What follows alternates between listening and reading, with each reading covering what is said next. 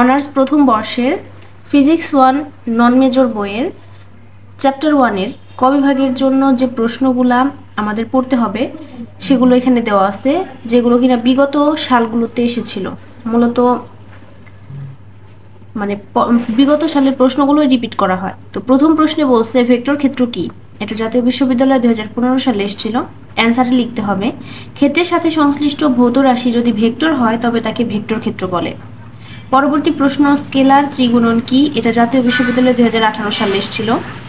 তিনটি ভেক্টরের ডট ও ক্রস গুণনে সৃষ্ট কোনো অর্থপূর্ণ গুণনকে স্কেলার ত্রিগুণন বলে। ভেক্টর ত্রিগুণন কি। এটা জাতীয় বিশ্ববিদ্যালয় 2010, 11 এবং 2016 সালে এসেছিল। তিনটি ভেক্টরের ক্রস গুণনে সৃষ্ট গুণনকে ভেক্টর ত্রিগুণন বলে।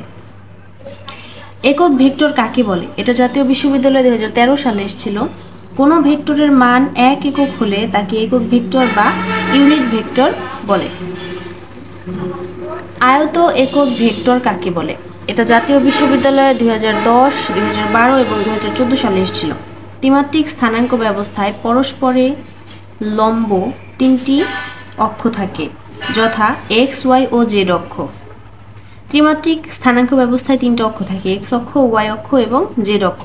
এক্স অক্ষের দিকে একক ভেক্টর আই আর ওয়াই ও জেড অক্ষে একক ভেক্টর যথাক্রমে জে এবং কে ব্যবহার করা হয়।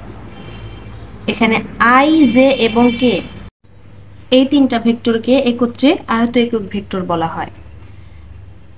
6 নম্বরে বলছে গ্রেডিয়েন্ট কি। এটা জাতীয় বিশ্ববিদ্যালয়ে 2017 সালে এসেছিল। তো গ্রেডিয়েন্ট শব্দের অর্থ ঢাল বা নতির মাত্রা।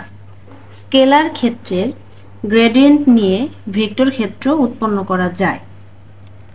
লাস্ট যে প্রশ্নটা আমাদের পড়তে হবে এই চ্যাপ্টারের জন্য, কার্ল কি।